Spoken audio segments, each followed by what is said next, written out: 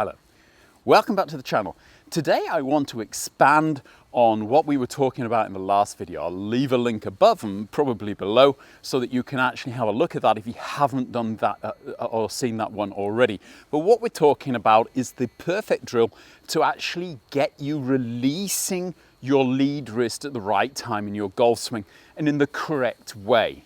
Last time, if you remember, we were talking about how it seems that all golfers, irrespective of their swing styles, are actually going into extension through impact. Extension means that their lead wrist is going from being bowed back to being cupped forward through extension.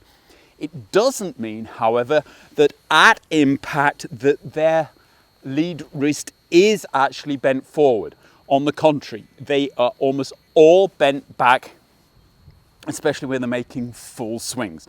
And they're bent back anything up to 7, 8, 9, 10 degrees at the moment of impact. However, their wrists was bent back further before impact. That means that they all seem to be releasing the golf club through the ball in that they are extending the wrist. They're allowing the wrist almost to flip.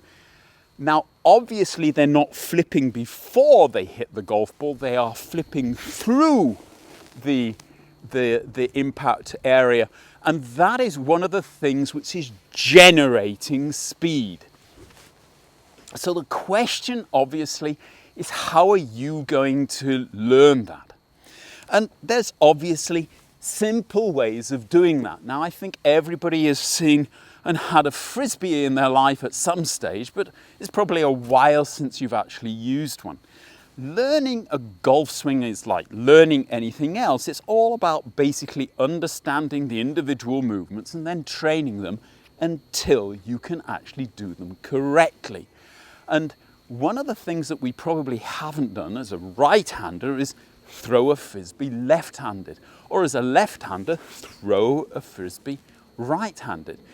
And therefore, it might well be that the kind of feeling, that muscle memory that we're always talking about, isn't actually there. Before we carry on, because I think you probably know what's going on, I'd just like to take this opportunity to ask you to hit that like button and subscribe to the channel, because this really does help. And if you'd really like to support the channel this season, then I have a Patreon site. If you click the Patreon link below, then you too can support the channel and help me get back there a little bit more, or back here a little bit more often in this season, which I'd very much like to do. And I would also take this opportunity and to thank all of my patrons at the moment for supporting the channel. They've been looking after me for at least 12 or 15 months now. And the more that I can get, the more often I can actually get back making these videos. Back to the actual trick. And that is basically this frisbee feeling. Now, as you can see, I'm not very good at throwing a frisbee, at least not with my left hand. What I've got to do is practice that.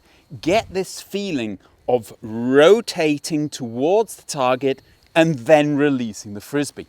At the moment that I let it go, I am still gonna have flexion in my wrist, but I am releasing what was far more flexion. This is obviously far closer to what we see your Jon Rahms and Dustin Johnsons doing, coming into it and releasing that angle.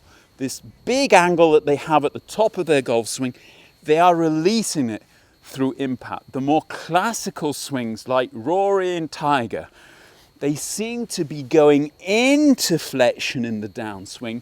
So it gives you the kind of feeling, if you watch them even in slow motion, that their lead wrist is still bending back at the moment of impact.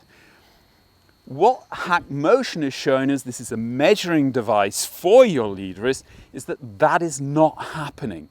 It appears, although it's only a moment of a second before impact, they are all starting to release this angle and going into extension. They're just not in extension. That means the wrist is not bent forward at impact, with the exception of maybe when they're hitting a wedge shot.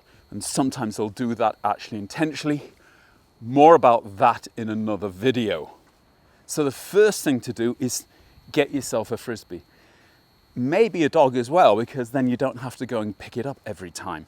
But getting this kind of feeling of turning and releasing, always have the feeling from your address position of getting your body to open up before you release it. Get the feeling of allowing your lead hand to go into flexion before you actually start the rotation towards the target, and then you're releasing the frisbee out towards the target. And get that kind of feeling of the hand going from flexion to extension, from flexion to extension through impact. And you will actually find that once you actually get a golf club in your hand, you're actually starting to feel what it was you were doing with the frisbee as well. And this will actually increase your club head speed, especially if you have been working on getting your lead wrist ahead of the ball at impact, and you've been doing this unconsciously by blocking this extension, by stopping your wrist from releasing. And it could also solve an awful lot of problems, including the shank or socket, which disappears into the bushes, because holding this angle is dangerous. You don't want to be doing that in your golf swing. Get out on a driving range or get into the field with your dog, buy yourself a frisbee. He'll have great fun, so will you, and it will help your golf swing. Some of the simplest things are right in front of your face.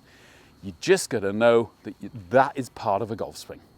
I'll see you all next time with the next one. Until then, don't forget to subscribe and to like and to become a patron if you really want to support the channel.